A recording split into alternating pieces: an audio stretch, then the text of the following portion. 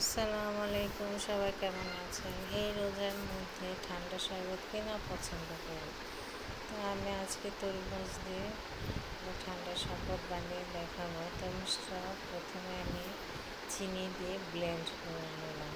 খুব ভালো করে ব্লেন্ড করে একটা ছাঁকনির সাহায্যে ছেঁকে নেব, কারণ দানা দানা থাকলে ভালো লাগে না। আমি ছেঁকে আবার ঢেলে নিলাম। এখন আবার কিছু দুধ দিয়ে দেব।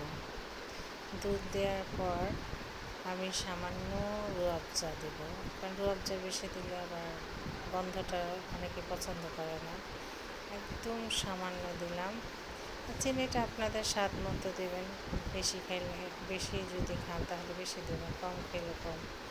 দেখুন আমার শরবতটা হয়ে গেছে, তরমুজের শরবত। আর এটা খেতে অসম্ভব মজা, আর দেখতে যেমন সুন্দর, খেতেও অনেক মজা। ইফতারের সময় খেলে প্রাণটা জুড়িয়ে যাবে। ঠান্ডা শরবত অবশ্যই একবার খেয়ে দেখবেন।